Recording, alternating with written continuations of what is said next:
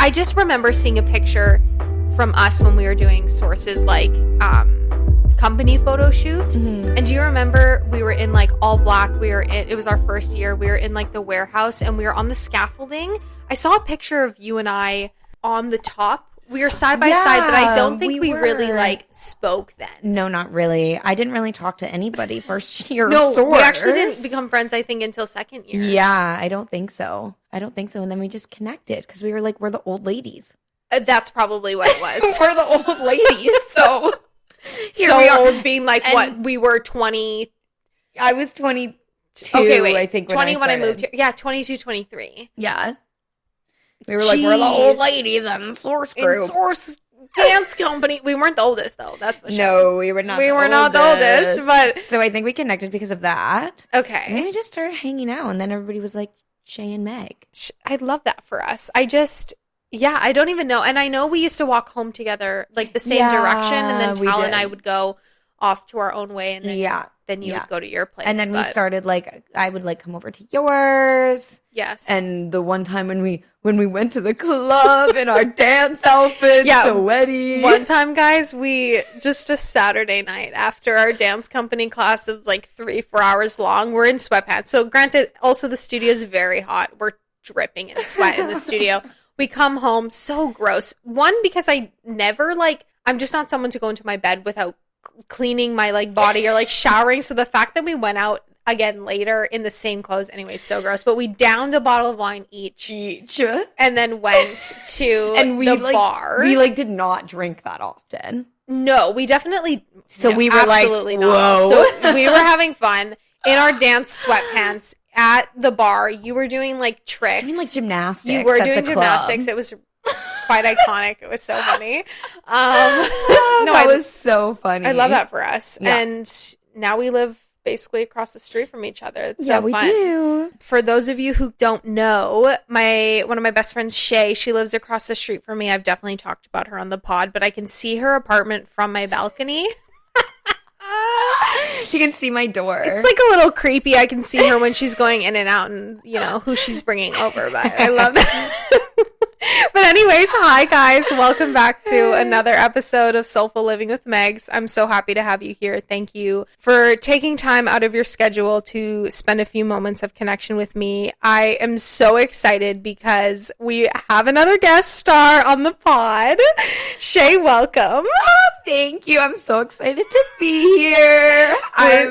I feel very honored to be on the pod right now. Oh my gosh, I love that. I'm so happy that you're here. And we have 2 mics now, guys, going. Thank goodness we figured it out. It took me a bit of time to set it up. I bought the same mic that I'm using right now, and then my computer thought that they were the exact same, which makes sense because it was the same model, so they weren't separating sound-wise, so I had to return that. Pick up this one that Shea's using, but hey, it's working. We're good. And now we can hopefully hear each other properly.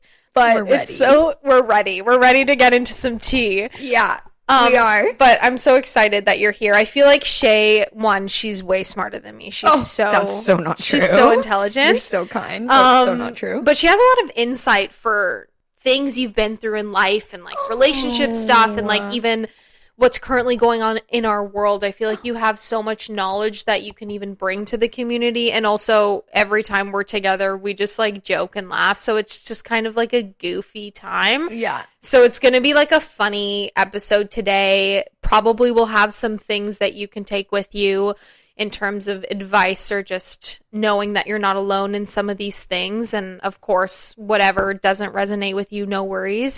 Whatever speaks to your heart and soul, we want you to take from that. Yeah, we have so many random things to talk about today. We're going to get into some hot takes, which so fun. We agree. So fun. We agree on some of these things and disagree on some of them, which will be fun. And then we just have some things to discuss about friendship and relationships and just all that fun stuff. So I love that. You really hyped me up there. So now I really got to show up for the pod. Yeah, you got to show up for the community. Show up for the community here. No, I love that. And she's also obviously biased to the pod because she listens to it. Yeah, of course I am biased to the pod. But it's a good bias. It's a not actual bias because I actually like it. So Love anyway. that. Love you. Okay, I guess we can just get into some random hot takes. Some of these are so random. Whatever. They just mean nothing, but I think it'd be fun to kind of go through. The first one that we have here are that mocktails are better than cocktails. Obviously, I'm for a mocktail. I disagree. Yes, so fair. So fair. I guess to say my piece of it is that one, you're not getting a hangover because I don't know. I feel like when I was 18 till about like 2021, I was totally fine with drinking. I would wake up the next day, rarely hungover. Mm-hmm. There'd be a few times where if I got blackout, I was probably feeling it. But I just vaguely remember like 18, 19 coming home from the club and like the next day we rallied. Like sometimes it was brutal, but I was fine. But yeah. The older I've gotten, the harder it's become to actually not be hungover. The headaches, I just also feel like the fatigue the next day, I just like ruins a whole day. And like, not even if it's a Sunday, but like Sunday scaries or just the anxiety that I get. None of that with a little mocktail. And it looks like you are still drinking with your friends when you're out and about with this little mocktail, which I love. If you're, nervous about the social pressure of it all, you can still look like you're drinking. And I personally feel like if you're with the right people, like all my amazing friends in my life, that I can have fun no matter what. Even though, okay, to be fair, we'll go into why you think cocktails are better, which is so fair. But to be fair, if there were no repercussions of alcohol, if I could have fun that I do when you get that buzz, not before you like tip over or the anxiety or the headaches or, even like it's just not good for inflammation in your body, I would totally do it for fun. But there's not a lot of like, for me, benefit right now. Except Aperol spritzes are pretty good. They are I'll yummy. give you that. They are yummy. But tell me why cocktails are better than mocktails. To be fair, those are all valid points. Yes, and I do agree with all of them. Of course. Okay, let's talk about the price of mocktails. Why are they the same price as a cocktail? There's no alcohol. There's no alcohol in it. And I agree with you. The same like mix, so it doesn't make sense to me economically. And I also just like drinking and getting a little buzz on. And I don't really get anxiety, to be fair. Like I'll get hangovers, but I don't get the anxiety feeling. And I've seen people go through it, and I'm like, thank God that I don't feel that way. Yeah. And I've kind of learned in my old age now. Okay, we're not old, guys. We're not old. That sometimes I just gotta take the L. Like, I'm just gonna go have a good night with friends and then wake up feeling like shit the next day because I'm young. You're right. But I'm young, and I'm like, you know what? At one day of like not feeling great, and what I try to do if I go out drinking the night before, I need to have something planned for the next day. If I don't have anything planned and it's just like laying in bed, then I'm gonna feel gross. Like, That's I'm not smart. gonna feel good. So I'm like, even like work or like just like a fun activity plan for the day, then that's how I don't feel as gross the next day, because I like have something to look forward to. That's a really smart have thing. To be in a good headspace, and then it's just like a psychological thing where I kind of think myself out of the hangover, and then I'm good. I love that. I just like a fun little cocktail. I know. Sometimes they are really fun. Yeah, sometimes they are fun. A little buzz on. A little buzz is nice. Inhibitions are low. Like, it's so fair, so fair. You're like way more bold. You can speak your truth, your mind, whatever. But I do agree. The price of a friggin' mocktail is the same. Exactly. And I wouldn't be caught dead going on a date sober. Like, a first date sober actually sounds like the worst experience of my life.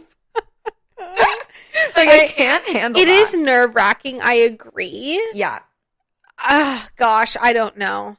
I would be nervous either way. I'd be friggin' not slurring my words sober, but I would be tripping over my words sober if I was nervous, and then also probably the same thing drunk, but I don't know. Yeah.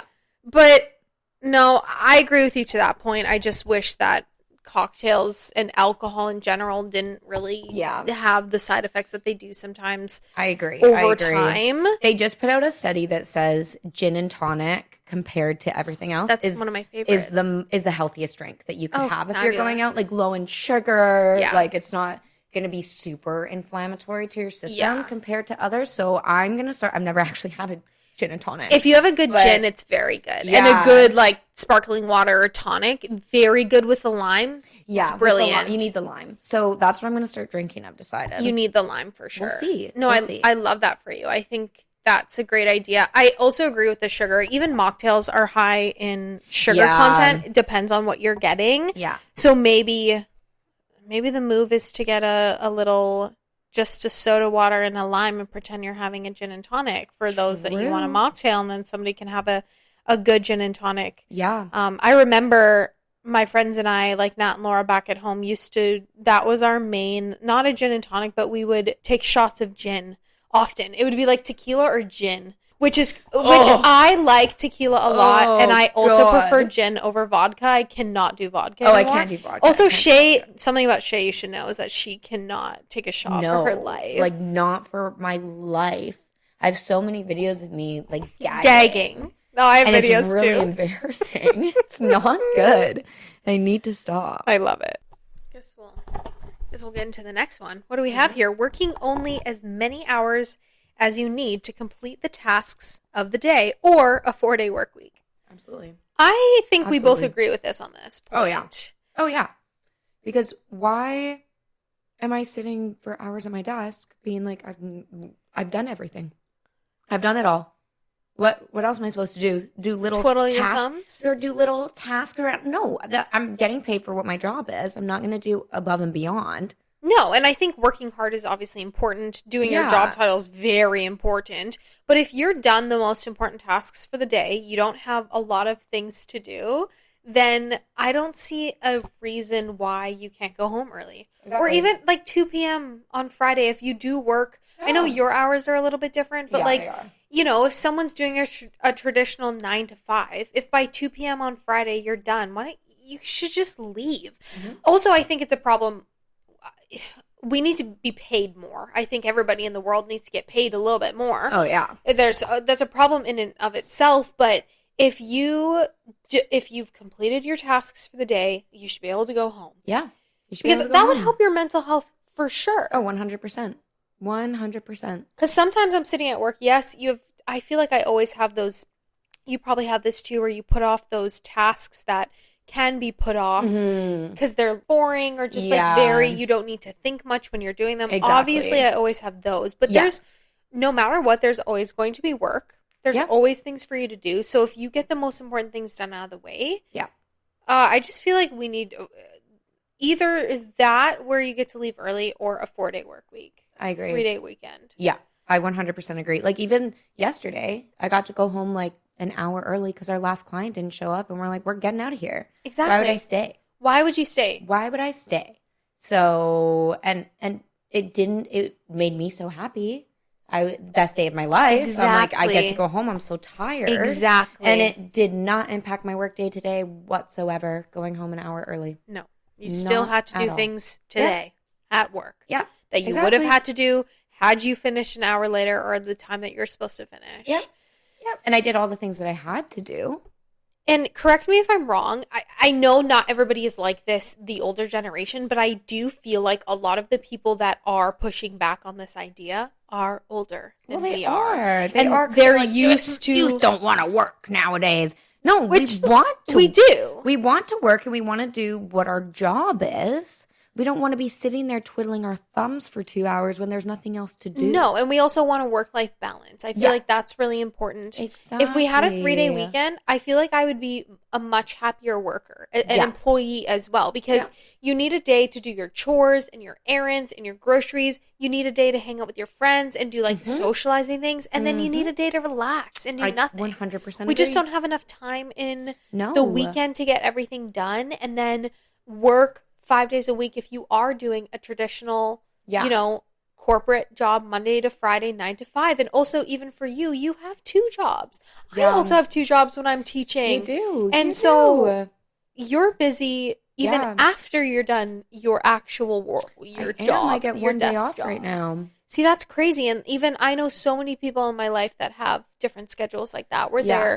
they're working like 12 days on and then they get 1 day off, or Nat's always working, and she'll get like 1 day off here and there. And it's It's just crazy to me that we don't have a better system in place where we can prioritize working, because I understand that that's important, but then also prioritizing the time off that you need to rest. Exactly. Well, because we want to work to live. We don't want to live to work. Yeah. And also where we live too is just problematic in terms of how expensive it is. Yeah. I also feel like, me personally, I have very expensive taste for what I want. So many expensive things. So I'm like, wait, this is what I want. And maybe my paycheck numbers don't match that yet. And hopefully we're getting there one day. Or just I'll marry rich. So no, I'm just kidding. I mean, it would help, but it would help. It would very much help. But yeah, give you a little cushion. But I do feel like my mental health would be exponentially increased in terms of positivity if we got to leave early during the days that we finished our tasks or had a 4-day work week. 100% agree. So good. And other countries are doing it. Other countries are doing it. So I think we need to start implementing that. Yeah. I don't know why, especially like our Western culture and like Canada and even the States. States are probably worse off than we are, but we're just not. We're just little worker bunnies. We're little worker bunnies. I don't like it sometimes. Me neither. Oh, gosh. Me neither. Anyway, what do we have for our next one? Okay, maybe we'll get to this one after. Let's talk about the ultimatum first. So we need your thoughts, Shea, on the ultimatum show. For those of you, you've probably heard of it on Netflix. It's this reality show. You should check it out if you haven't. It's pretty dumpster fire, but it's quite entertaining if you enjoy reality television. And then I kind of wanted to get your take on whether or not you like ultimatums, or have you ever given one? Have you received one? And just your thoughts, of the show, and then the actual premise of why the show was created. So what do you think about the show itself? I've watched all the seasons. Same. I mean, it's entertaining. So entertaining. But I haven't seen a single couple on there that I'm like, yeah, you guys should be together. Yeah. I haven't seen a single couple. Because there shouldn't be the ultimatum of, well, if you don't marry me, I'm going to break up with you. You just shouldn't be together. I agree. Why do you need to go on this show and then date other people to know if that person is your partner? Because if they were, you wouldn't be issuing this ultimatum. You would know. You would know. I do feel like obviously people go on the show to get famous or for clout or whatever it is, just to get their name out. I think that's a huge thing. But I wonder if some people genuinely think it would change the dynamic of how, say, if you had a partner and you issued him an ultimatum, I'm sure people, women and men, like back and forth, they've probably thought, this will make my partner want to be with me more because they're actually losing me. Probably. That's probably the thoughts going through their head. But if you are issuing an ultimatum to someone, you should not be in a relationship with that person. Yeah, do you really want to be with someone that you have to say, do this or I'm not going to be with you? Exactly, because if you truly love them and they had real reasons for not wanting to get married at that point in time, then there would be no ultimatum and you would wait for them. Or if you truly loved them and they didn't want to get married and had kind of, just bad reasons for not wanting to do it, then you also shouldn't be with that person, because then why are they holding off from that? It's just a silly concept. I mean, Netflix loves to stir the pot with these shows, don't they? And it's so entertaining for the viewer. Exactly. They do a smart job. Obviously, this is what they're doing to make their money. And they're definitely catching my eye for all of these shows. Of course. But if you need to... Yeah, I agree with you. Issue your partner an ultimatum for something that you probably knew fairly early on in the relationship that this wasn't something, like, if they didn't want to get married for whatever reason, like a lot of these people were saying, I want to get financially to a different place. Okay, I think that's a fair statement to say. Finish my degree, or I think that's very fair to say. I think that is very fair, because weddings are expensive, of course. So, and if you don't have help from your parents, because a lot of people don't, then you're going to be paying for that by yourself. And even if it's a small wedding, it's still going to be thousands of dollars. It's so expensive. And then also, like, if people do think that way of financially being at this place, some people also may feel like, the more traditional timeline would come into place of, if we're getting married, then we're going to then live together and then have Yeah, children, and that even it costs more money. And so they exactly. really want to be at a place where they feel content in providing in that sense, which I think Yeah. is fair. And if you truly love someone, then you'd understand those Yes. reasons. Yes, but I agree that if you have to issue these ultimatums, are they your person? Also, if you are dating someone who from the beginning didn't want to get married or wasn't Yeah, interested in that type of union, exactly. then why are you with them anyway? Because I Yeah. often feel like, I know it's not just women, but as a woman, I hear it often from other women that we feel like we can change other people and Yeah, we're the ones that want to fix that, but exactly. we Yeah. can't. Yeah. Like, I don't Bob the think that, Builder. yeah, but I don't think that is such a blue job. Why the heck are we trying to Bob the build things? These are Bob the meant to be Builder, the men. building. Jeez. But why are we feeling like we can change this person's values? And I feel like it's because we've just been brought up in a way, like girls have been brought up in a way to like we're always, well, just work on it. Like just We work on it. always want to Just be get better. through Yeah. it. Like, you know what? Like yeah, like it's just something that you have to get through. Okay, well, not always. Not Yeah. always, but I do feel like we're brought up that way. I agree. And and we see it in our parents' relationships or our grandparents' relationships. Yeah, true. Yeah. Yeah. Where we truly think like we can change them because we're going to be the one that changes them. We No, always we're think not. that. No, we're I'm not. such a hopeless romantic to think that sometimes. I I do know. feel like I'm the person that will change. Ugh. But honestly, it's kind of better to be the one that got away. Yeah. Wouldn't you want to be in True. that position? How much power you hold True. if this person were to think about you, it's like, oh shoot, they really were that person. Heck yeah, we were. Yeah, we were. I'd rather And much be see that ya. than years and years trying to change somebody to fit this Exactly. mold that I have when I know, because there's so many amazing human beings in this world, that there has to Yeah. be somebody that matches that. Exactly. Exactly. Oh I my god. 100% agree. Anyway, have you had any ultimatums given to you that you can No. recall? No, I I've don't know never that I had an have ultimatum given to me Good. How, on any of my if you relationships. were to have one, how do you think you would react? Like, what if somebody said, Shay, you can't go with the girls tonight, look like dressed like that? Because He's done. He's done. insecure. I'm pushing him out the window because why are you so insecure? Why are you so insecure? That you Why have are to you comment so on that? insecure? That's gross. It is. I think there would be certain ultimatums that I could get behind Okay. if like only things that maybe made them feel uncomfortable that fine. were rational. Yes, I agree. You know what I mean? Like I'm trying to think of an example. I know. I'm trying to think of an example Um, too. Like okay, let's say if my partner was sober, like they don't drink, and they said, please just don't drink around me because Yes. I can't handle that. And Otherwise- if you can't do that, then we can't be together. Like not never drink. Like don't drink around me. I'd be like, okay, that's a very totally fair. ultimatum. I agree with That's you. something that makes you uncomfortable. They're would setting do a that for boundary. you. That it's They're setting ultimately a boundary to protect Exactly. them. Yeah.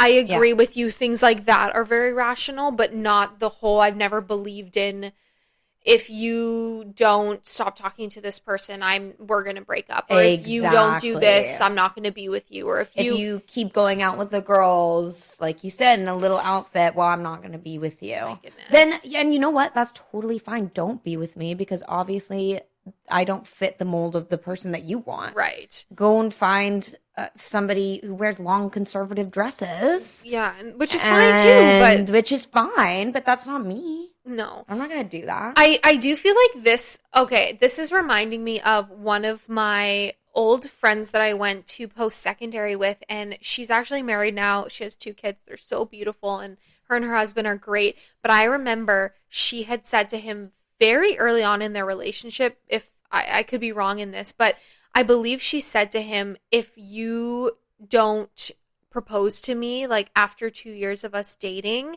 that I don't know that I want to be with you, because I think she was getting to an age where she knew she wanted to be married, have kids. Yeah. And also I feel like by that point, a man knows. I feel like men know I think you're very right. early on. Yeah, and so I she think was so. very blunt with like, if you don't, Yeah. I will leave. Yeah. But he knew he was going to marry her. And he did within the There 2 you years go. of them dating. But there you go. go. Also, it was like, I know I want to be with this woman. I will do whatever it takes. Yeah.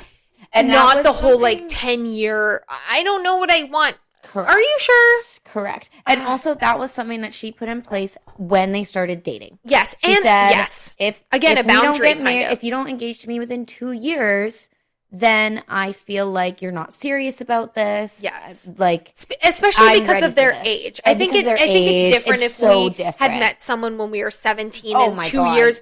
Please do not propose to Please me. don't. Please don't. Please But don't. as you age, Yeah. especially the biological clock of a woman, Yeah. it's like you know that you're looking for this, which is why I think this is also a side rant of like some shows like The Bachelor, for example. Obviously, these are reality TV shows, but some people go on them like genuinely knowing that they want to marry in a short period of time. Yeah, they because do. they're a certain age, that's their Yep. timeline, that's what they felt like they were here for, is to find a partner. Yep. And you know what? It works. Yeah, it does. And I think, not that this is a vast generalization and it's going to be different for everybody, but I think if you're dating and you're over 30 and somebody doesn't know if they want to propose to you within 2 years, I agree. Okay. I Like, kind come of agree. on. Yes, very What are generalized we in this, doing? but I agree. What are you doing? What are you doing? Do you Unless you never wanted marriage in the first place. agreed? Then that's a different story. Yes. But like, if you're intentionally dating some like people, If you're and you wanna get saying that married- you're intentionally dating somebody at Yeah. that age, over that age, or that's like Yeah. when men in their 40s, not that I date men in their 40s, You're like, I don't but know I what hear I'm them like, looking yeah, for. I don't know. It's complicated. Are you sure? Or are you just afraid to grow up? Yeah, And, exactly. like, what's going on Are you there? afraid to be held accountable for your actions? What yeah. is, Yeah. Yeah. We're just shit talking these men. Sorry. Sorry. No, they're fine. They're fine. It's fine. Okay, ultimatums. I agree with you. They're not my most favorite thing just based on, I agree, the rational one's fine. Like Yeah. the example you did about the sobriety thing of like, please don't drink around me. This boundary setting is healthy. But I very much don't like when people are trying to tell other people what they can and cannot do. And then if you don't, they'll get really upset by it.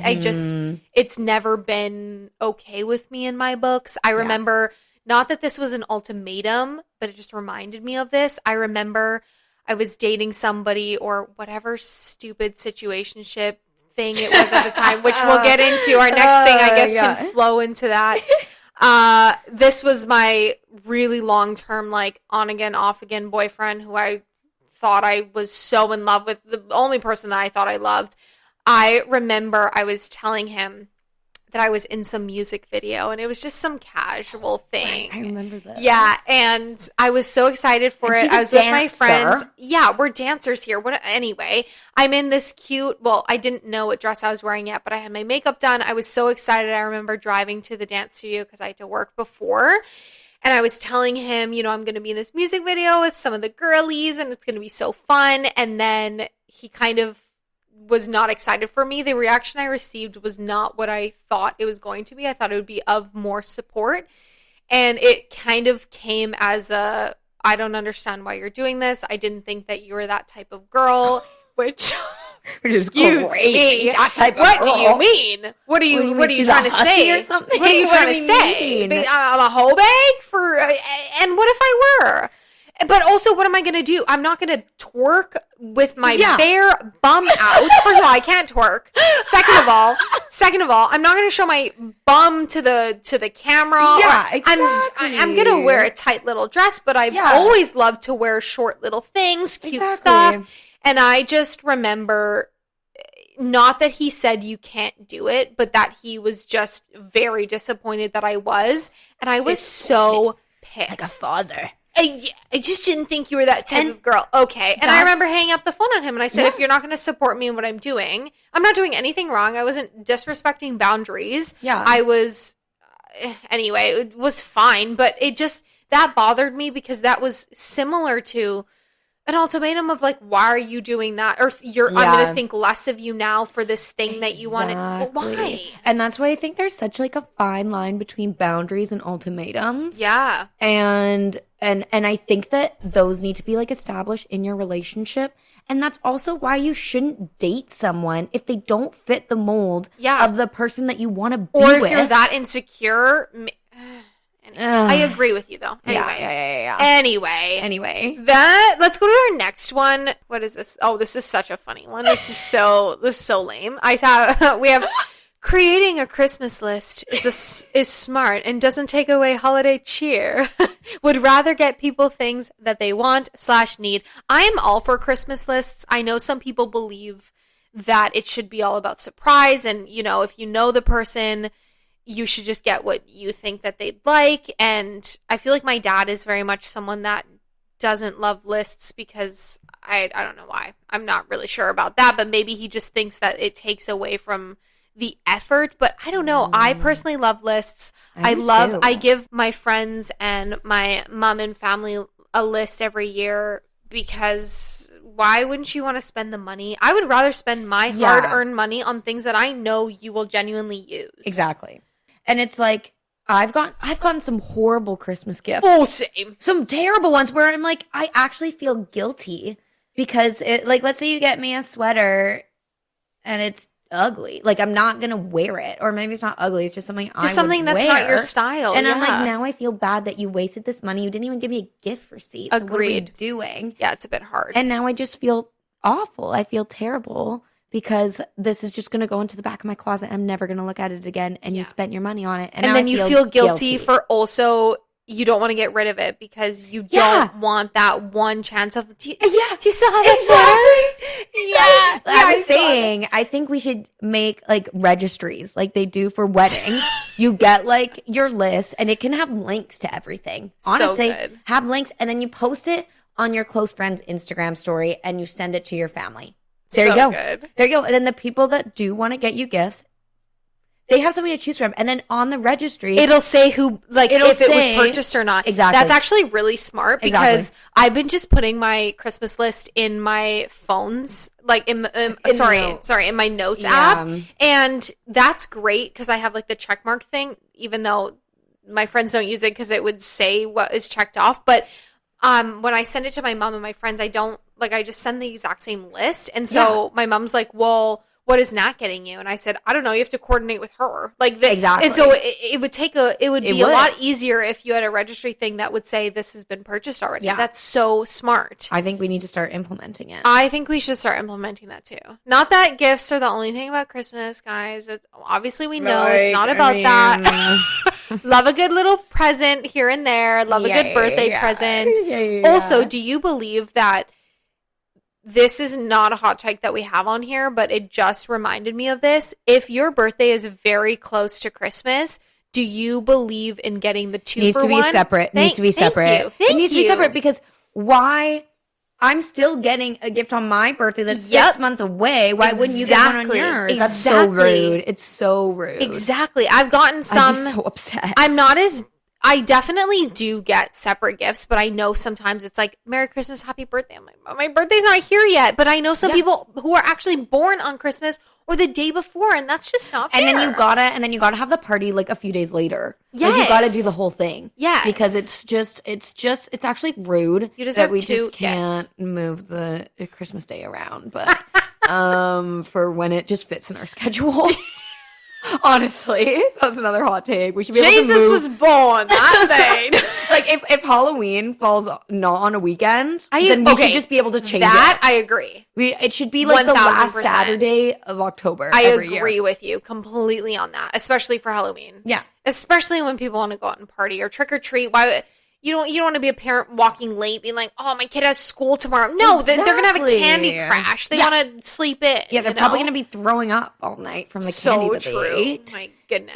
Anyway, okay, what's our next one? What's our next one? It's so different than Christmas, but we have safe casual is the move. We're pivoting. Yeah, doing a quick thing. Not that I've ever really talked about this on the podcast, but I also think it's important. Our listeners are mostly in their 20s, but I mean, this affects everybody at any age, but especially when we're younger, we have to be little bit more safe Gotta be when we're smart. not with our lifelong partners. We gotta be smart. But having safe casual is, I think, the number one thing that we need to be doing. Yeah. Stop with this Yeah. unprotected stuff. Stop with, even, fine, if it feels better, fine. But even if... No. No. We're trying to be safe. We're trying to be safe. Even if... safe. And there are drugs you can take now, too. Are there? Mm-hmm. It's, you have to take it every day. There's one for HIV, but then there's one that's more of a broad spectrum for all STDs. So it's a preventative. Oh, so you can take it without take it even... every day, and it's supposed to prevent STDs, STIs, and it is called, like, PrEP is the HIV one, and that's been around for quite a while. I think the other one is called, I'm not going to say it on here because I don't actually know the name, but they do have it. So... And you should be doing that also on top of having protected sex, you think? Yeah, well, I don't know. PrEP is really good for HIV. Yeah. Like, it will completely, like, it's really good. I mean, I think you should always just wrap it. Just wrap it up. But that's the point, is like, even if you are taking these other things, like this medication, I think you should be wrapping it up. Unless you're getting married to this person, I'm telling you, you should be doing that. Exactly. And we can't trust the men in our lives to have them. You cannot. We can't. Because they'll have an excuse for it sometimes. Always. Absolutely not. What do you mean you don't have it? Always. There's always some type of excuse. There's always something. A lie. And if they also come with an excuse, no. Do not give them access. They do not get to collect to go and pass the $200. Like, you need to be safe and protecting yourself. It's way more attractive, I think, by being safe. Yeah. And also getting regular STI checks. I think that is a good thing. You checking and testing yourself regularly is a very good thing. Obviously, when you have new partners, I think that's great to do. If you're not, then once a year. If you're not super active, totally fine. Yeah. I think that you should just be keeping yourself safe at the end of the day. It is smart. I'm glad that we're in agreement on. It is very smart to do. Yep.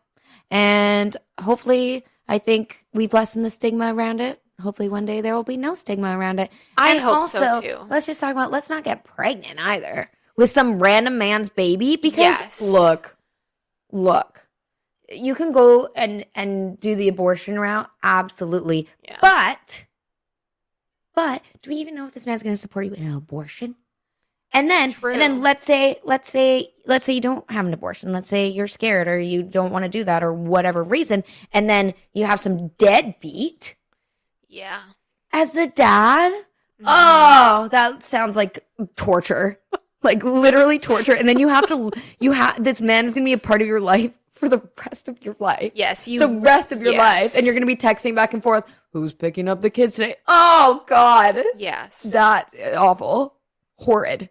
Actually. Yes. So being smart in that scenario and choosing people wisely, or just wrapping it up so you don't have these instances occur. What did they used to say? Wrap it, or there's a saying. I think I know what you're talking about. I can't think of it right now. All I know right now is don't be silly, wrap the willy. That's the one I thought, but I know the one that you're talking about. Yeah. I can't get it out right now. Yeah. But if you are choosing to be sexually active with people, I think you need to take the safe precautions to protect yourself, protect them, be open with conversation about, your sexual activity, when the last time you got tested and all that stuff. I think that I agree with you. There's some stigma around it where it's kind of hush hush and we don't necessarily talk about it and it's kind of taboo sometimes, but it's so important as we get through life that we need to be more open with this type of communication. Absolutely. Communication is key in this state. So I agree. Love it. I agree. Okay, what do we have next? Okay. Do you want to start and open with this one, Shea? Absolutely. Okay, this is my hot take on how we pathologize and almost trivialize dating nowadays, like especially on social media. I'm pretty much only on Instagram. Mm-hmm. The little Facebook visit here and there, Facebook Marketplace, but that doesn't really Marketplace. Like it doesn't really go. But I just see so many videos, and maybe it's just my algorithm now, and so many things of being like, take this quiz to see what your attachment type is. And then there's like all these rules to dating, and then what kind of dater are you? Oh, and there's the talking stage, and then the situationships, and the I don't know. Are we the love exclusive or are bombing we not? Yes, It's the just love like bombing. there's so many things nowadays where I'm like, I think we've literally taken these words that did have a meaning at one time, or even like bare minimum, which I think, sure, like we can talk about it, but also I say the bare minimum a lot. But also it's like when can't we just get back to like finding true love? Like what is true love anymore? Because everything is being so pathologized. It's like you can't even like a boy anymore without it being like, well, maybe that's your anxious attachment style talking. And I'm like, I stop. Or even like I've been called avoidant multiple times by men. And it's like, I'm not avoidant, actually. It just took me a few weeks to realize that you suck. And it's not me being avoidant or being scared of being in a relationship with you. Well, actually, I am scared of being in a relationship with you. Okay, that's an underlying thing then. Yeah. Because you suck. You're awful. So that's what makes me scared of it. But I'm like, I'm not avoidant. It takes people some time to truly get to know someone and then realize, oh, you're not the person for me. So I'm just going to let you down easy and move on. I agree. There are definitely scenarios where avoidance is real and anxious is real, like these attachments that people can have in reactions to certain situations going on in their relationships. But we've gotten to a point where it's like, you're one or the other. And I'm like, what? I think that I agree with you in that it is such a topic of conversation where people do often say, and I even have found myself on when I was dating asking, what is your love language and things that, granted, I think that one's important, but also like, what is your attachment style? Which do you feel though that how you were raised and the love that you were shown and the love that you saw between your parents has an effect though on how you and the people that you were with previously have an effect on how you react now in dating? Because I feel like that does kind of affect it. It may not be the sole cause. Like, yes, I don't think that you should say I am an avoidant person. Just like I used to think I was an anxious attachment, but I do feel as though it is dependent on who you're with. Yeah. But also who you're with will bring out certain things of you, but ultimately it's what you were taught and what you were learning as you were growing up. So I feel like that does have an effect on it, but it isn't the sole thing of like you taking a 5-minute quiz. Yeah.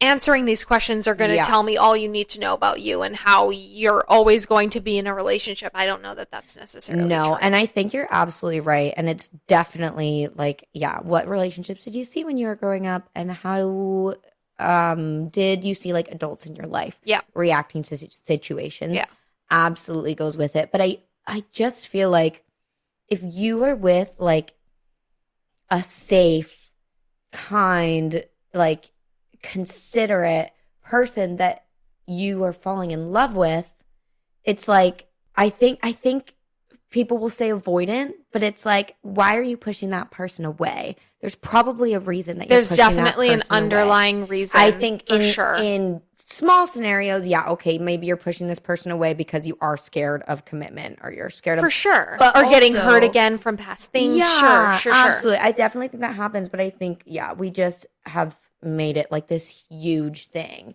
where in every single relationship there's somebody who's avoidant, there's somebody who's anxious, and then the rare person that has a secure attachment type. Yeah. And I'm like, I just don't think that is true at all. Okay. At all.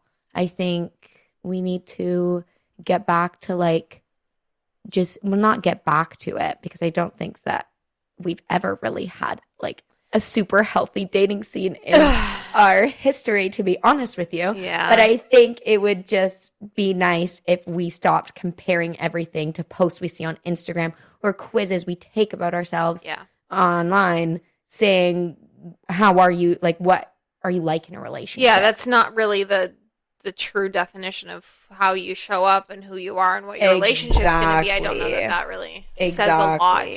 Or like, oh my God, like the love bombing. Like I completely understand that it does happen sometimes where somebody will give you all this attention and then like pull back really quickly. It definitely happens. But also, I've found myself literally being like, oh, maybe they're love bombing me. Okay, maybe I need to take a step back. Right. And they were just being a nice human. They're just being a nice human. Like, I agree. I think we're thinking so much of like, it has to be this, when maybe, at least for myself, like, I'm sure in the past some men have been like, oh, she must be love bombing me, but I'm actually just genuinely showing my interest in who I am as a person. Because I would do that for my friends. Like, I am going to show up at your door with flowers and be like all cutesy, or like surprise you with something just like you do with me. And like, I don't think that we would classify as, oh, Meg, you're love bombing me as a friend.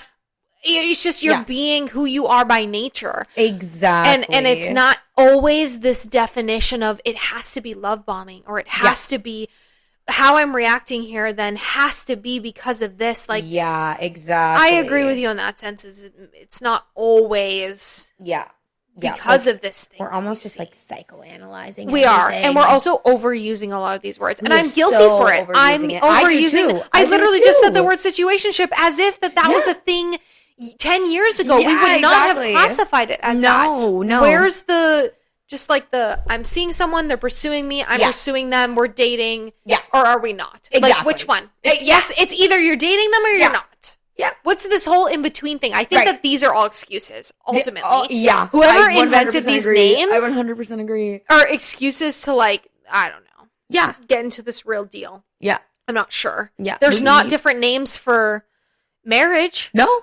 It's a union. It's a partnership. It's a partnership. All meaning the same thing. They're all meaning the same thing. And also, you don't have to get married to then be common law, but that's also a very hand-in-hand thing, too. Yeah, you just don't have the certificate of it. You still get rights. But they all mean the same thing. Correct.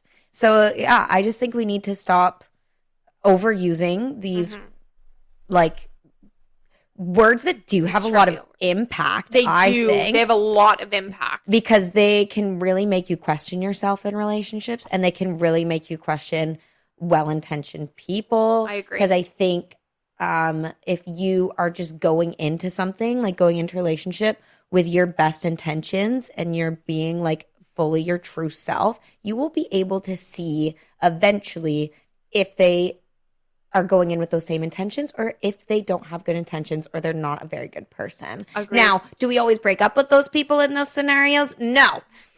Sometimes it goes on a little bit longer than we want. Yes. But sometimes the signs are always there. The signs are always there pretty early. Yeah. Okay, what's next? That is so funny. Oh, what a perfect segue, as we were just talking about men earlier. And I already know your thoughts on them. Also, guys, we just want to preface on our next one, we're not shaming the amazing men in our life, okay? No. This is also a very generalized assumption, these thoughts, these opinions. We know not everybody's like this in the world. Correct. Obviously. And this goes for men, women, theys, them, everybody. Exactly. It doesn't just go with this, but the fact of the matter is that this is happening right now, especially on our Instagram. We're hearing a lot about the male loneliness epidemic, so we are going to be talking about males in particular, but we know it's not all of you. So we are generalizing, but we're not saying that all of you are this way. No, exactly. We're not trying to talk down to you guys. I get life is hard sometimes for you. And the thing about the male loneliness epidemic is it's obvious that it happened. It makes sense that it happened with the patriarchal structure that that men have built. Correct. Not we. We have not that men have built. They have unfortunately brought this upon themselves. I agree. So it makes sense that it happened, and it is a real thing, and men are lonely, and men do commit more suicide than women, and these are true facts. Yes. But if we actually want to get to the core of the issue, then we need to think about breaking down the patriarchal structures, and maybe start looking inward, and maybe start looking towards like the women in our lives and how like all the women in my life have built a community for themselves. Agreed. Like it's just we need communities. Like we need a village. Humans do. Humans we need a thrive village. on connection with each other. Yeah. The famous saying, "It takes a village." It does. It How do you does take think a village. way back in the olden times, before any of this, how do you think they survived? Because of each other. Because of each other. They worked together. They built a community. Yeah. They did. Yeah, they worked hand in hand with one another, and I think we lost sight of that a long time ago. And I saw this really interesting interview from somebody who was like a self-proclaimed, they used to be like red-pilled. So they were one of like they called themselves like an incel, and then they had to do so much work to get out of it. And they said it makes sense. Like when you're a young man and he was a teenager and you feel like the world is against you, it's so much easier to blame the woman in your life. Of course. And not look inward to be like, of course. To be like, well, no one likes me. Well, they like women only go for the top 20% of men or whatever they talk about. I remember seeing that. All of this. And it's like, it's easier to almost in that sense, and I'm using this term loosely, it's not the most appropriate, but it's easier to play the victim and kind of give into that instead of working harder to then get out of it of like, what can I do to better myself? Is this something I need to work on as an individual? Yeah. Can I grow from this? And it's uncomfortable, and I think that's why people don't look inward. Yeah. Especially men. It's like, how do you show up for like your friends? How do you show up for the women in your life? Like, how do you show up for these people if you are in this mentality that everyone is out to get you and none of it is your fault? Yes. The lack of accountability is huge on that end too. Exactly. So it's like, and I know that we have men in our lives who have built communities. Agreed. And are secure in their masculinity. Agreed. And treat women with respect. Yep, everybody. Treat everybody with respect. And it's possible. You just have to get out of that mentality of women are out to get us. Honestly. I agree. I also think it's difficult when you're in that mindset and then online things are feeding that exact narrative that you want to hear. Exactly. Or the people that you are surrounding yourself with, because often I feel like you create an environment with like exactly a lot of like-minded people. Yeah. So if there are other men in your life who are feeding you this information of like, you're right, this is the problem that we have, it's because of women, or it's because like nobody likes you, or it's whatever it is, that is feeding that narrative, and it'll only get you deeper in that hole. Exactly. Which fuels this loneliness. And obviously it is a very lonely feeling to be in. I can't imagine feeling the way that some of these men probably have opened up online about feeling of like genuinely feeling lonely, 100% uncomfortable in who they really are. Difficult. I bet you, but everyone in life goes through things. We've also been through some shitty things too. Correct. And until you decide to, turn that mirror over and look inward and really focus on like, okay, what do I want? Or like, am I feeding into narratives that aren't serving for me? What can I do to better myself?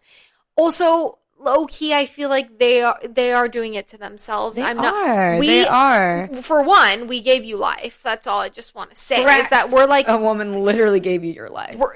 Exactly. And put themselves at risk of death for you. Exactly. So. Like, I think we've risked a lot for men to be here. Yeah. And I think that some argue that we don't necessarily need men. I mean, we joke about it all the time that we don't. As women, but we obviously want you guys here. Yeah. You serve a purpose for a reason. Of course. But yeah, it's just, and I think, and we were talking about this before, of now that women have autonomy, especially like financial autonomy. It's a big and, thing. You know, we can get a credit card now, we can buy a house, and that's only been in the last, honestly, 30, 40 years. Which is crazy that that's only just begun. Like we were talking about how my mom she was born in the 60s and she couldn't get a credit card until the 90s. And she couldn't because she was single. Because she was single. The and fact she was that a woman. your status, your marital status affected how you were in society and how you were looked and the opportunities that you got is insane to think about. That was a thing. And she was a professional woman. She was making money, but no one would give her a credit card. So now that we have all this autonomy and we can do all of these things, the men who have put so much self-worth on being a provider, doing all these things for women and being these men, they're feeling insecure. Yes. And they're finding these online spaces and that are feeding that exact thought. Feeding that exact thought of we're trying to take over the world. Which we're just trying to live our lives. We're trying to live our lives in the best way that we can, I feel. And also the patriarchy and how men have viewed as, even still now, men do still get paid more. They get more opportunities still. But I also think that there's such a fear with it that they see how powerful women are as well. Because again, humans in general are so powerful. Exactly. I don't think it matters what your gender is. No. I don't think it matters the color of your skin. No. I think that, but because these men who are feeding this narrative and talking to these like-minded people who feel this way, they're terrified that we're going to just then take over and kick them out? Obviously not. There's blue jobs for a reason. But no, but all for real, I think they're genuinely scared that we can surpass that. Yeah. So they're doing everything that they can to let us not get there. Exactly. But that is also feeding into their loneliness that they're experiencing because then they're reacting in a way that's negatively affecting their relationships with women. Exactly. Do you know what I mean? Exactly. Because I've dated I've dated many men who have made me question my intelligence and make me feel as though I don't know what I'm talking about. Because you're a woman. They're the ones that have to take the lead. That I need guidance. And I'm like, what do you mean? Why can't this be an equal partnership? What do you mean? You literally, I'm a grown woman living on my own in Vancouver. Why do you think that I would need you to give me guidance on my life? That's the craziest thing I've ever heard in my life. It's crazy. And yes, I would love men to take the lead on some things. Please. Not me. Well, no, in terms of funny things, please just plan this date so I don't even need to think about it. Please do that. Take the role on that. You wanna, I don't know, mount something to the wall? Do it. You think I want to do that? No, I want to do other things. I want to do other things, hang out with my girlies. Agreed, why are you also these men that have told you or tried to guide you in how you should live your life? First of all, not really sure that they're at a place to do that. Are they financially more successful than you? No. Are they just at a place where they even can? Not that anybody can tell you what to do, but if you're going to tell somebody what to do, you better be somebody. I'm trying to think of a very famous person that could tell you what to do. Unless you're my professor. Right. You're my teacher. Right. Don't tell me what to do. So true. What do you mean? What do you mean you're telling me what to... That's just insane to me. I agree. And I also feel like men now want to be the provider. They're saying, well, that is our role, but then they're not. I'm like, no. But where are you doing that? And then how... You're complaining about not doing it, but you're not doing it. And then how they're doing it is they're making the woman feel patronized and infantilized in their relationship. They're like, I'm providing because they feel stupid now. What are we doing? No, I agree. I'm not sure what we're doing. I think that even goes into the problems with dating, modern dating nowadays. 100%. Is just, it is very problematic, and I'm not sure, unless, again, everybody decides to look inward, I'm not really sure what our best solution is at the moment. Yeah. Somebody needs to listen to somebody, but men don't seem to want to listen to women right now. And also women, to be fair, I don't necessarily want to listen to a man unless they are going to add value to my life, because if you're going to mansplain things to me, please don't. I don't want to hear it.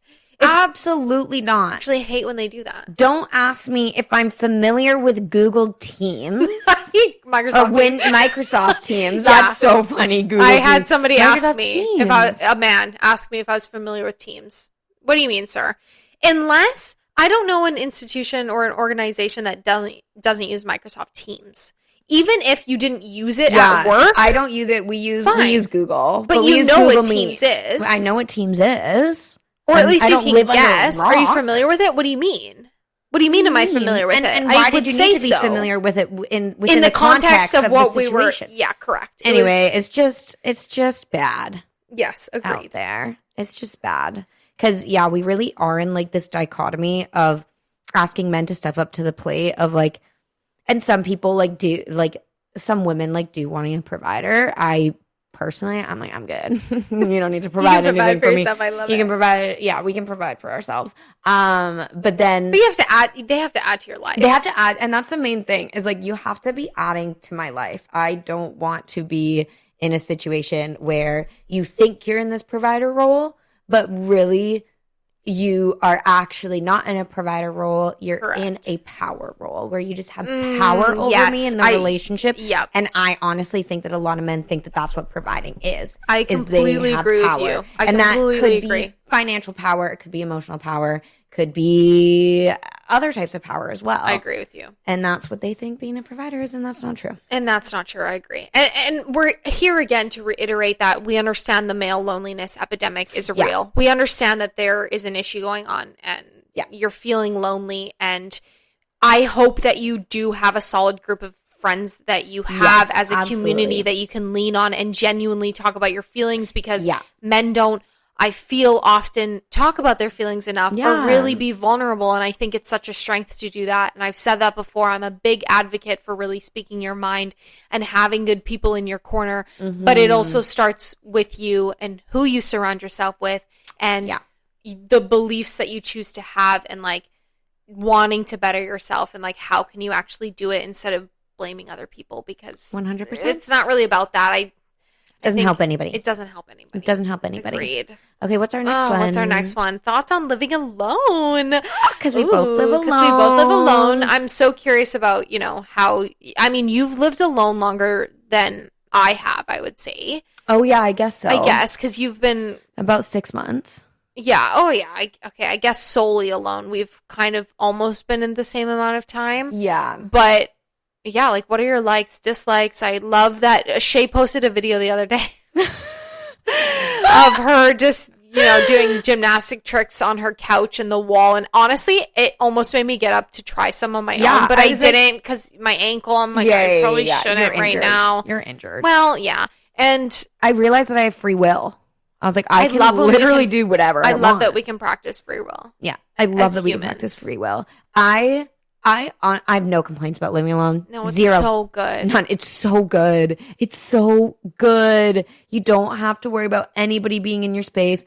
Cleaning, like, you don't have to worry about somebody messing things up. Like, I like things how I like them. Yeah, and you can leave something somewhere and it'll be in the same spot. Exactly. Like, I loved living with roommates. There were so many fun times about it. There are a lot of fun times living with roommates. But it's also great to just be on your own. Mm-hmm. It's nice to not talk to anybody. It's nice to, again, be in charge of your own space and what you want to do with it and how you want to decorate it. And, like, you can get all your matching towels that you want in the cutlery. Oh, and so nice. It's so nice. I will say... we have a different opinion on this, I think, than a lot of people do, because we live in such a walkable city.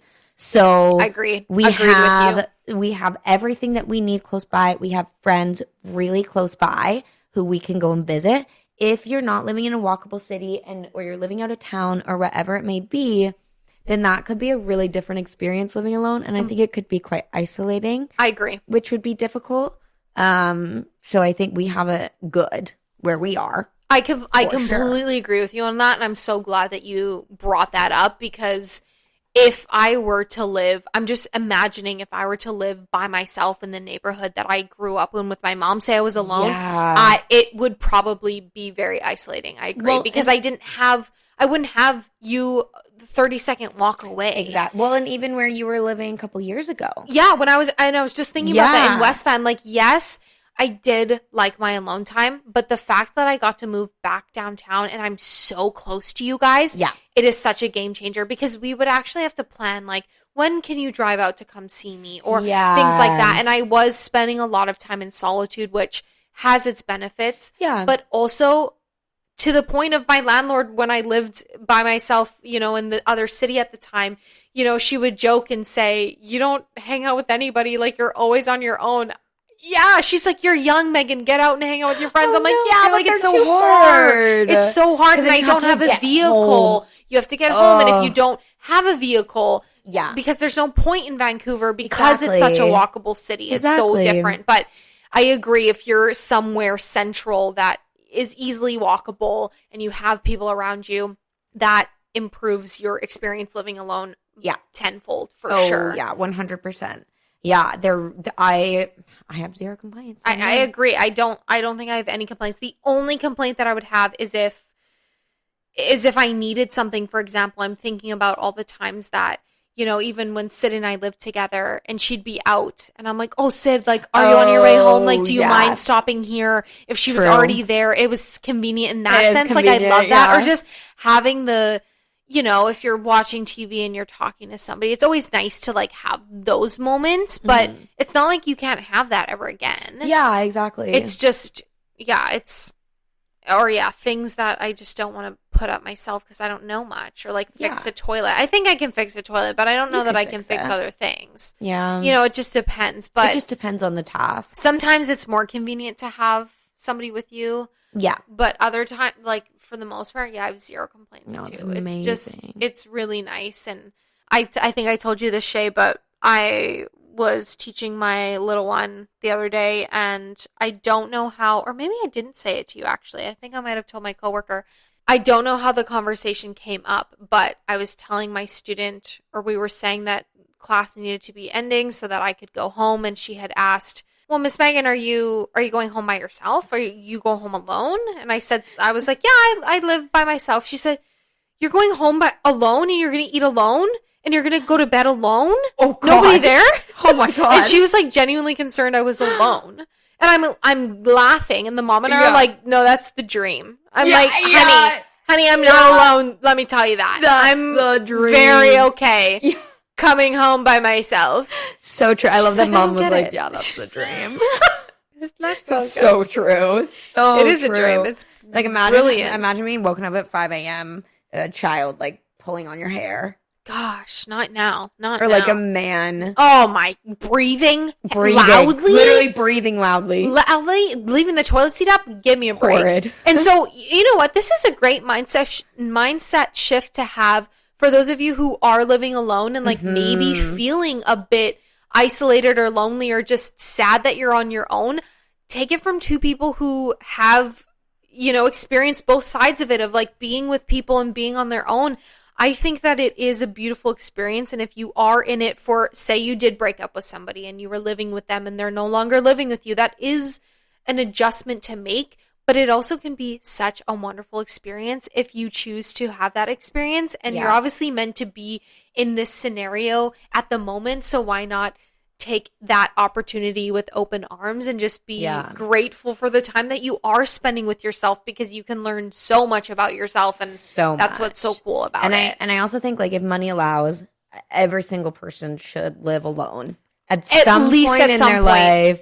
Even if it's for, you know what, a couple months. It would be something. Forever, it doesn't. But just a little bit, because I think it's so important. I think it's so important. It is, because if you're going from living with parents to then living in a dorm room, say you go to university and you're living with a roommate, to then living with other roommates, yes, cost effectively, it helps. Or then finding a partner, moving in with them. Like, you should live by yourself and really see how it is, because it's so good, it's guys. So good. It's so good. I'm obsessed. And it's, we tried to convince Brett and Han to come move down to the West End, we really too. Did. How cool would have that been, though, if they were in an apartment building around here that I could see? Would have been so fun. Because then I would see you, and then I'd see them, and then we'd all meet. So funny. I love it. Talking about those communities, people. They're Yeah. important. So important. Okay, what do we have next? Ooh, I don't know that this is a hot take anymore. This is more of a question. We have a few questions, and then I'm actually curious of some thoughts Shea has about some of these other topics. But Tinx, for those of you who don't know, which you should by now if you listen to the pod, I always reference Tinx. I'm obsessed with her. She's so funny and amazing. But she has this theory where every single friend has a fatal flaw, where basically there is, if you have close friends, there's one thing about a close friend that is kind of, you would consider semi-annoying, but because we love our friends, they're our ride or dies, they're our BFFs, we kind of live with it. And I was just curious if you feel like every friend kind of has a fatal flaw. Absolutely. I think I have fatal flaws. All for humans sure. have flaws. And Yeah. then if you get close enough with your friend, then those flaws are going to come out.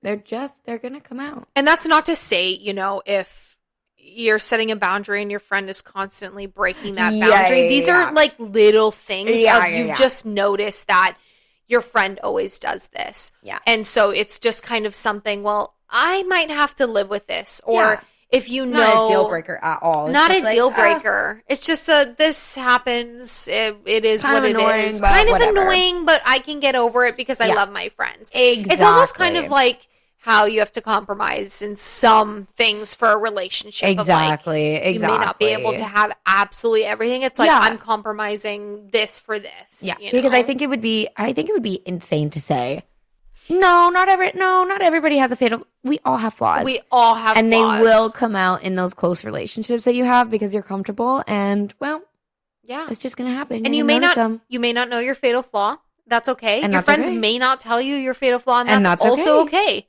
Sometimes it's better not to know. Yeah. Just live your life and be your amazing human self that you are, and just know that nobody's perfect, and every single person has a fatal flaw. I agree with you. So true. So I just love that phrase, the fatal flaw. Is just like, it's not really going to go away necessarily. It's kind of always innate with you, but also something that you know wouldn't be a deal breaker for the people in your life that love you. Exactly. I 100% agree with that. Okay, another question that I came across recently, which I believe I saved the post, so I will tag the credit and where I received it, but I wanted to ask Shea this because I think she'd have some great insight on it, but do you believe that people naturally have good intentions or bad intentions, is what the post said. So I'm curious your take on that. It's a very interesting question. Very nuanced, I think. I the agree. answer is very nuanced because I think, and it kind of goes into like, okay, are we mostly nature or are we mostly nurture? Like, do we have intentions inherently before we're born? Or do these intentions get built because of the people around us? Like, if you had literally zero good people when you were a child, like you literally were, let's say you're trapped in your home by your parents and they're awful, horrible people, and you didn't see anybody else on the outside, what are your intentions going to be? Like, you don't even know what a good deed is if that's all true. You've grown up with. I am curious, though. It's hard because these are very different things, too. Like, if the question were to be phrased as, are people inherently good or bad? I think it's easy to say, and I think you and I both agree that we as humans are inherently good humans. I think even if you are brought up in a very difficult home situation, like you were just saying, very isolated, I still think as a human you are pure and whole, and you always have been. But the external factors and what you're dealing with kind of shape who you are in that sense. But the intentions are hard because and lots of people often may use it as an excuse. They may say they do something wrong or to hurt another person's feelings, and then their excuse is, well, I had good intentions behind it. I don't know. Is that an arguable point? Is it easy to justify, oh, well, these actions are fine then because this person had good intentions? Right, exactly. I agree with you that. That's the other thing, because what is a good intention? What is? And how do you know, unless you're in the situation, in that terrible home life of not being around anybody doing quote unquote good things, Mm-hmm. what would your intentions be? I don't know that you could Yeah. even say because Yeah.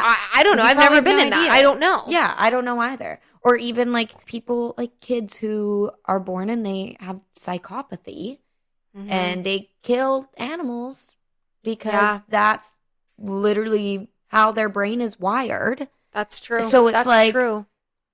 but Yeah. also, did they have good intention? Like, I don't know. It is a hard question. I don't know. Like, did Ted Bundy ever have good Fair. intentions? You know what I mean? Like, I I, don't know. I It's a don't really know. tough question. It's That's a tough it was, and I question. figured it would be hard to answer. But when I saw it, I wow, it was crazy. I didn't even read any of the comments either Yeah. because I Yeah, didn't you want wanted my mind to be swayed smart, of whichever smart. answer. Yeah. I just thought it was a very interesting phrase of question to have because I've never heard of that. I've heard of, do you believe people are inherently good? Yeah. Because I do think people are very good, but then Yeah. choose to do bad things. I agree. But I think within you, there is always something good and whole. But the psychopathy of it too, like sometimes your brain is wired. But again, Yeah. is that a product of Yeah, your what you were born environment. into in the environment? Yeah. Which Yeah. oftentimes, yeah, Yeah. you obviously I don't weren't. know. We need a psychologist to weigh in on this one. For sure. We need a Anybody psychiatrist. who's listening to the pod who's a professional in this, please, I would love your thoughts, Shane. I would love to talk to you about this. I don't know. That is I such think an it's so interesting hard. thing. I think yeah. it's a nice thing to be like, yeah, I think people naturally have good intentions. I think we would want to think the people that I too. surround myself with do. I agree. I think I can easily But, say that the yeah. people I have in my life have good intentions, and Yeah. I wouldn't look at anything that they would come to me if you were to come to me concerned about something that I was doing or whatever. Yeah. Like I would never think, oh, they have bad intentions or they're out to Exactly. get me. Like I know that it's coming from a place of love and Yeah. care, genuinely. Agreed. But hard to say about the person you don't know that just cut you off. Did they have bad intentions? I don't know. Who is this person? Exactly. I'm not sure. I have no idea. I don't know. Good question. Hard question. Hard It was a good question, but hard. Okay. I kind of wanted your take on, so I hope you don't mind me saying this, but you have gotten out of a long-term relationship. Yes, I also think I ma'am. already mentioned that on the pod, so anyway. Perfect. Uh, They know. I didn't go in like crazy detail, but I'm pretty sure I mentioned that you were out of one. Yeah. But you were in a relationship for a really long time, 5 years, Mm-hmm. and you were with this person, living with this person for just about that time as Yeah. well. And you have been broken up for Like 6 months. 6 months now, not even that long. No. But honestly, I would love your thoughts on how your long-term relationship changed you and also how you are now and if you feel like you've changed since then. Because I personally feel, obviously I was your friend through this part of this relationship and then Yeah. I've been your friend after. So I've seen who you are in a relationship and also who you are out of a relationship. One, it's so fun to see the not that you weren't fun and goofy before, Yeah. but just how bold you are as a human. Like single Shea is Yeah. so fun. It's so hard to describe. And you've told stories about, your past life Yeah. before, and I always feel like you have some crazy stories and I love it. But it's so interesting because it's been not a 180 shift, but in some ways it Yeah. has. Like you are, not that you weren't responsive before, but you always are down to hang out. Yeah. And I love that you text me randomly. And yes, it helps that we live literally Yeah, it so does. close, but it is different. And I see like an actual glow up from you, which is so crazy. Not that you really needed to glow up before, Oh, but you're like so sweet. just like your mindset and how Yeah. how light and airy everything is, and like you're more bubbly and more energetic. And we were talking about this before of like you were in a relationship like during school and obviously dance, and like dance takes a lot of out of us, and school does too, so you were stressed with all of that. But Yeah. I'm very curious about how your long-term relationship shaped you now, and also how, if you feel different being in it versus being out of it, and like if you do also feel like you have grown up, quote unquote. Yeah. All good questions, Meg. Love. Yes. Very long relationship. I think coming out of it it's less so, and it's difficult for friends who met me while I was in my relationship, because they didn't know me before. Yeah. So I think it's less so of how I've changed after, and more so like coming back to myself. That's such a nice way to put it. If You're that makes so sense. right, because I didn't know you before the relationship. Yeah. So I feel like it's been like a coming back to myself and I think everybody, and it is natural to like lose yourself in a relationship a little bit. Yeah. I think a lot of people do that, especially when you're young. So common. First, like real boyfriend, like, yeah, absolutely lost myself a little bit. Yeah. And I think I dimmed my light quite a bit. So I would agree after the breakup, I was like, I just have to come back to myself. Put yourself first. And it takes me sometimes doing dances in my bedroom, and like acting really silly all the time to like come back to myself. But it's worked. And I feel like amazing. And I feel like my mind is a lot clearer now. And like you were saying, yes, I was in school and I was dancing and blah, blah, blah. But I do feel like my mind is clear. I have way more energy. Yeah, I agree. I want to see my friends more because my energy is not being drained. That's a huge thing. All the time. It's like, and not only because of like other reasons, but just the fact of being with somebody all the time. Because it does take a lot. Yeah. And it's different than like having a roommate. Like you're still able to have individual separate time. Exactly. And even individual rooms. Like when you're at home with your partner, you're always with them. Like you're not really going to go to separate rooms very often unless you're like, okay, I have to go work on something. It's like you're spending all this time together, and it doesn't leave you a lot of time for other people in your lives. I think, again, being young, first relationship, that's going to happen. I agree. I think you can do it in a healthy way. I think you totally can create time for just yourself, for saying, I need some space to recharge. I'm going to go hang out with my friends. You go do your own thing. I do think individual time separate is so important. But you're right. Being young, it is easy to get caught up in this relationship of it all and being like, oh my gosh, I'm with someone. I want to be with them all the time. And then kind of getting lost in it, like you said, and kind of losing parts of yourself and the important parts that make you who you are. You're not this conjoined person. Like you're still an individual. You're both still individuals at the end of the day. You just create this beautiful union together, but it's still important to maintain the individuality of it. Exactly. And you're right. It is easier to get caught in it. So you were doing less goofy, silly dancing and less all of that just because you were with someone constantly and maybe not creating clear enough boundaries of healthy separation. And it was also tough. We obviously started living together way too soon. And that not only did we start living together, but we moved to a different city together. Also big. So if you don't know people. And during COVID. So it was literally like hard, isolated pretty much for a year. Yeah. From all other people. Yeah. So that was just like our normal. So it was kind of like that's the person you're clinging to. And then your normal then became, always with this person. Exactly. So I definitely think, and I've heard a lot of people being like, relationships got fast tracked in 2020. Completely. For the worse. I agree. For the worse. Some absolutely fine. Beautiful. Some fine. beautiful, lovely relationships. Love it. But a lot of them for the worse. Yes. Because it was like. You were forced to kind of and be cohabitate and self-isolate with each other and just like so many issues. But I definitely think I'm much happier now. I love hanging out with my friends. I love not having to like clean up after somebody else and like do things. Honestly, and I think when you're young too, having to like always think about someone else. Yeah.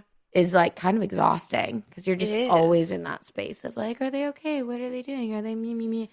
It is a lot of energy. I do agree. That is something that, if I think about navigating the dating world again, and I know, you're having fun with that and going on your little apps, and I love it. Yeah. But the thought of me like factoring in another human right now does freak me out a bit just because of all the time it takes, because I know like we've all been there, I think, in some way of, gosh, this is really time consuming to then worry about what somebody's feeling, what they're doing, and then making time for them when like I just kind of want to focus on me, hang out with the people when I want to hang out with them and not worry about, did I text this person back? Because I'm already not great at responding to a lot of messages. So the thought of having somebody constantly there too is kind of freaky right now. Yeah, right now. And I also think, like, not that you're specifically looking for this, but I do think once you find the person that you want to be with, these factors will no longer matter. Completely and agree. You won't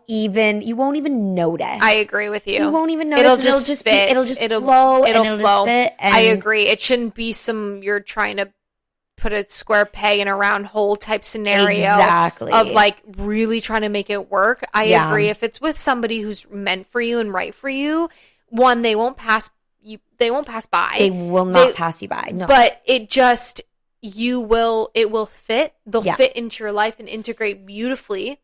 Not that there won't be challenges and problems, obviously. Yeah. But they won't drain your energy like maybe you have been feeling in the past, and even same with me. Like, you'll know that they, again, are adding to your life ultimately. Yeah. And I agree. Not allowing you to lose yourself. And yes, it's easy to get caught up in it, especially when it's new, or you're having so much fun in the beginning, or like say it was COVID and you are in this fast track, but also knowing who you are as a human and like how much you love yourself and show up for yourself first, I think is a very telltale sign of, how can I still create my independence in a relationship and maintain me, but then also like have another human that I can share parts of my life with, but not like be all consumed with. Exactly. I 100% agree with that.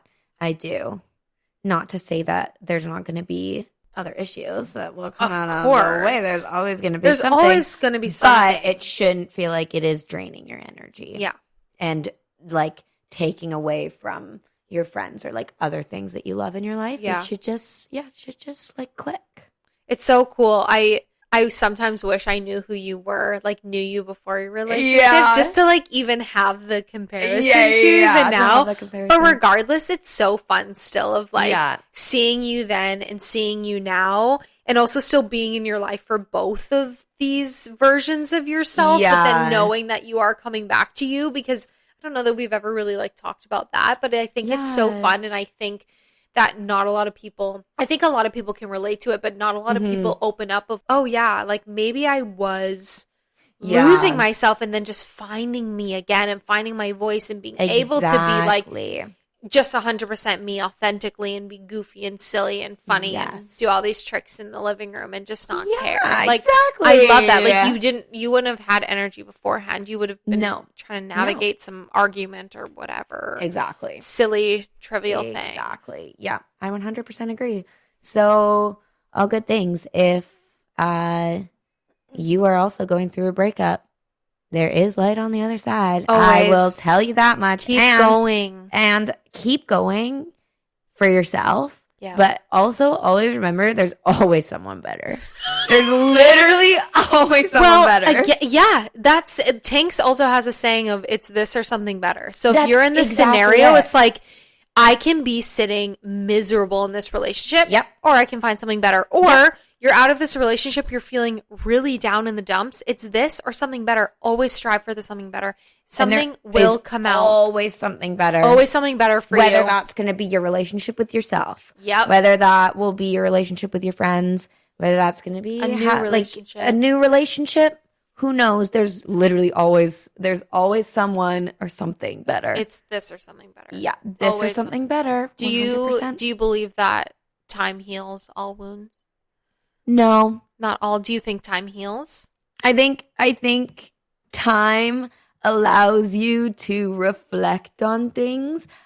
I think when you love someone and you've been in a relationship with them for years, it's never going to heal that wound. Like, that wound will never heal.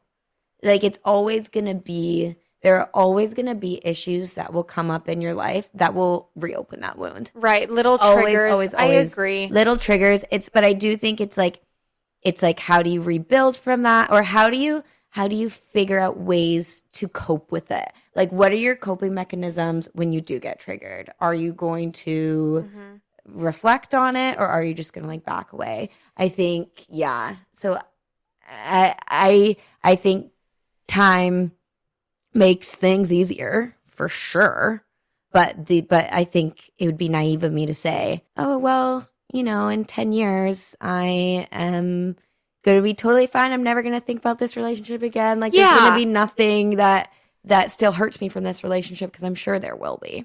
Okay, I think that's so fair to say. I think that you can't say, time heals and then 10 years, to say, this will never affect me, because you don't know. Like, something could come out of the blue, and then you'll get triggered or reopen that. Or I do feel like there are parts of your heart that always kind of give out to the people that you love, so that'll always be like within you. Yeah. But I do feel that time really helps in terms of like moving forward in a more positive way. I agree. Because if I think back to how I felt years ago, struggling in a relationship that I was in, you know, looking now at who I was back then, I feel like sad for her. And I just want to give her a hug to know like it gets better with time. Yeah, it gets better. Distance, I also think helps. Yeah. I think, time apart from the situation is healing, but I agree that it may not necessarily just fix everything if you're not willing to do the inner work to then get yourself to a better place. Yeah, I agree. And I read something really interesting the other day, mostly for people who are maybe like a few months out of a relationship or out of a traumatic situation, that your body will go into survival mode for a little while after something really bad happens. And then there's going to be a moment of release. There's going to be a moment, there's going to be a time when you feel safe enough, like you're not in this survival mode anymore, where it's just going to hit you like a truck. Yeah. And it will happen, because we just the body does need need to release. Yeah, I think the we body do. needs to release. Agreed. We definitely just want to keep ourselves closed off in those moments when it first happens, because to survive, you can't feel everything when it first happens. Like you like you can't survive that. Honestly, I think a lot of people would not be able to after. Like, so then it takes a little while to actually feel it. Wow. Which I think is very, very true. Yeah, I agree with you on that. Yeah. And then you're in a better space to feel it. And then that's you have also a community true. around you. You're in a better space with that time to then feel it and deal with it and process. Yeah. And actually let it release out of your body. Exactly.